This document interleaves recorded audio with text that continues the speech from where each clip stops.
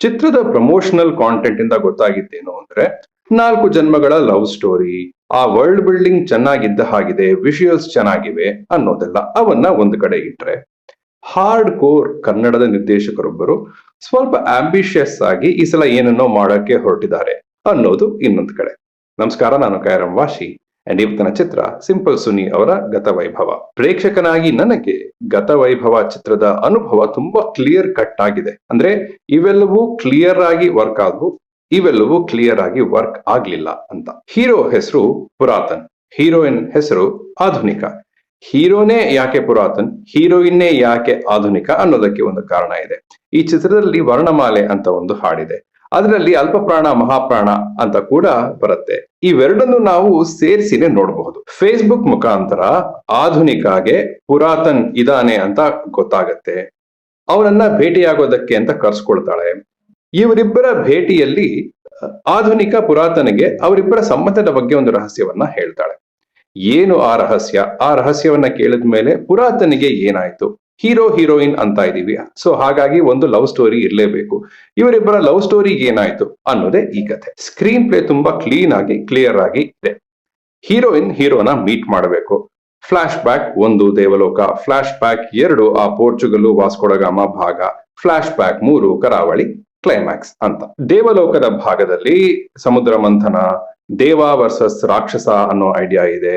ಅಮೃತವನ್ನ ಕುಡಿದು ಅವರರಾಗ್ಬೇಕಾ ಅಥವಾ ಪ್ರಾಮಾಣಿಕವಾದ ಪ್ರೀತಿಯಿಂದ ಅವರರಾಗ್ಬೇಕಾ ಅನ್ನೋ ಐಡಿಯಾನು ಇದೆ. ಪೋರ್ಚುಗಲ್ ಆ ವಾಸ್ಕೋಡಗಾಮ ಭಾಗದಲ್ಲಿ ಸೂರಿ ಅವರ ಫನ್ ರೈಟಿಂಗ್ ಕಂಡು ಬರುತ್ತೆ.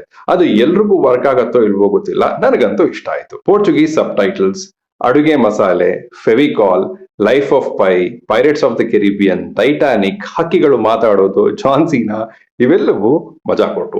ದೇವಲೋಕದ ಭಾಗದಲ್ಲಿ ಎಲ್ಲ ಆಸ್ಪೆಕ್ಟ್ಸು ಸ್ಟೇಜ್ ಪ್ಲೇ ಇದ್ದ ಹಾಗಿದ್ವು, ಹಾಗಾಗಿ ನನ್ಗದು ವರ್ಕೇ ಆಗ್ಲಿಲ್ಲ. ವಾಸ್ಕೋಡಗಾಮ ಭಾಗದಲ್ಲಿ ಅದು ನನಗೆ ಮಜಾ ಕೊಟ್ರು ಆ ಭಾಗದ ಟೋನೇ ಬೇರೆ. ಈ ಚಿತ್ರಕ್ಕೆ ರಿಲೇಟ್ ಮಾಡಿ ನೋಡಿದ್ರೆ ಆ ಭಾಗದ ಟೋನೇ ಬೇರೆ. ಹಾಗೇನೆ ಆ ಭಾಗದಿಂದ ಈ ಕಥೆಗೆ ಹೆಚ್ಚು ಉಪಯೋಗವೂ ಇಲ್ಲ ಅಂತ ಅನ್ನಿಸ್ತು. ಕಥೆ ನನ್ನನ್ನ ಬಲವಾಗಿ ಕೂರಿಸಿದ್ದು ಸಶೇಷರಿಂದ ಶುರುವಾದ ಕರಾವಳಿಯ ಭಾಗದಲ್ಲಿ. ಗತವೈಭವ ಅನ್ನೋ ಚಿತ್ರ ಆ ಭಾಗದವರೆಗೂ ಒಂದು ಚಿತ್ರ, ಆ ಭಾಗದಿಂದ ಇನ್ನೊಂದು ಚಿತ್ರ ನನ್ನನ್ನು ತುಂಬಾ ಇಂಪ್ರೆಸ್ ಮಾಡಿದ ಚಿತ್ರ. ಕರಾವಳಿಯ ಭಾಗದವರೆಗೂ ಈ ಚಿತ್ರ ಪಾಸು ಫೇಲು ನಡುವೆ ಒಂದು ಗೆರೆ ಇರುತ್ತಲ್ಲ, ಆ ಗೆರೆಯ ಮೇಲೆ ನಡ್ಕೊಂಡು ಹೋಗ್ತಾ ಇರತ್ತೆ. ಆದ್ರೆ ಕರಾವಳಿಯ ಭಾಗದಿಂದ ಕೊನೆಯವರೆಗೂ ಈ ಚಿತ್ರ ಡಿಸ್ಟಿಂಕ್ಷನ್ ನಲ್ಲೇ ಪಾಸ್ ಆಗಿದೆ. ಟೈಮ್ ತಗೊಂಡು ಪಾತ್ರಗಳನ್ನ ಎಸ್ಟಾಬ್ಲಿಷ್ ಮಾಡ್ತಾರೆ, ಕಾನ್ಫ್ಲಿಕ್ಟ್ಸ್ ನ ಇಂಟ್ರೊಡ್ಯೂಸ್ ಮಾಡ್ತಾರೆ, ಎಮೋಷನ್ಸ್ ನ ಕನ್ವಿನ್ಸಿಂಗ್ ಆಗಿ ಲ್ಯಾಂಡ್ ಮಾಡ್ತಾರೆ. ಮೊದಲ 2 ಭಾಗಗಳಲ್ಲಿ ಎಲ್ಲೆಲ್ಲೋ ಹೋಗ್ತಿದ್ದ ಬ್ಯಾಕ್ ಗ್ರೌಂಡ್ ಸ್ಕೋರ್ ಕೂಡ ಈ ಭಾಗದಲ್ಲಿ ಆನ್ ಪಾಯಿಂಟ್ ಆಗ್ಬಿಡುತ್ತೆ. ಒಂದು ಮದುವೆಯ ಹಾಡಿದೆ, ಅದು ನನಗೆ ತುಂಬಾ ಇಷ್ಟ ಆಯ್ತು. ಈ ಭಾಗದಲ್ಲಿ ಸಾಕಷ್ಟು ಇಂಟ್ರೆಸ್ಟಿಂಗ್ ವಿಚಾರಗಳನ್ನ ಟಚ್ ಮಾಡ್ತಾರೆ. ಹಾಗಾಗಿನೇ ನನಗನ್ಸಿದ್ದು ಈ ಭಾಗವನ್ನೇ ಈ ಇಡೀ ಚಿತ್ರದ ಒಂದು 75-80% ಮಾಡ್ಬಿಡ್ಬೇಕಿತ್ತು ಅಂತ. ಅಂದ್ರೆ ಬರೀ ಇದೊಂದೇ ಜನ್ಮ ಸಾಕಾಗಿತ್ತು ಅಂತ ನನಗನ್ನಿಸ್ತು. ಸರಿ, ಆ 2 ಜನ್ಮಗಳನ್ನು ಕೂಡ ಆಡ್ ಮಾಡೋದೇ ಆಗಿದ್ರೆ ಅಲ್ಲಲ್ಲಿ ಫ್ಲಾಶಸ್ ಆಗಿ ಆಡ್ ಮಾಡಿ ಬಿಟ್ಬಿಡ್ಬೇಕಿತ್ತು ಅಂತ ನನಗೆ ಅನ್ಸಿತ್ತು. ಈ ಭಾಗದ ಟೈಮ್ ಪೀರಿಯಡ್ ಹೇಳಿಲ್ಲ ಅಂತ ಅನ್ಸತ್ತೆ, ಅಥವಾ ನಾನು ಅದಕ್ಕೆ ಗಮನ ಕೊಡ್ಲಿಲ್ಲ. ಆದ್ರೆ ಈ ಇಡೀ ಭಾಗಕ್ಕೆ ಒಂದೊಳ್ಳೆ ವಿಜುವಲ್ ಅಪೀಲ್ ಇದೆ.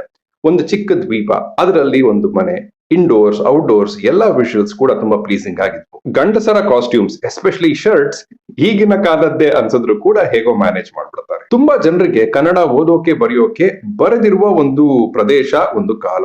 ಆದ್ರೆ ಪೆನ್ ಇದೆ, ಸೈಕಲ್ ಇದೆ, ವಾಲ್ ಕ್ಲಾಕ್ ಇದೆ. ಇವೆಲ್ಲವನ್ನು ಇಟ್ಕೊಂಡು ನೋಡಿದ್ರೆ ಟೈಮ್ ಲೈನ್ ಅನ್ನ ಸರಿಯಾಗಿ ಹೇಳದೆ ಇರೋದು ಒಂದು ರೀತಿಯ ಹ್ಯಾಕೆ. ರಾಜರ ಮನೆತನ, ದೇವದಾಸಿ ಪದ್ಧತಿ, ಪತ್ರಗಳ ಎಕ್ಸ್ಚೇಂಜ್, ಕಾಲುಬಾಯಿ ಕಾಯಿಲೆ, ಸಾಂಕ್ರಾಮಿಕ ರೋಗ ಇನ್ನೊಂದು, ಹೀಗೆ ಸಾಕಷ್ಟು ಒಳ್ಳೊಳ್ಳೆ ವಿಚಾರಗಳು, ಎಲಿಮೆಂಟ್ಸ್ ಇವೆ ಈ ಭಾಗದಲ್ಲಿ.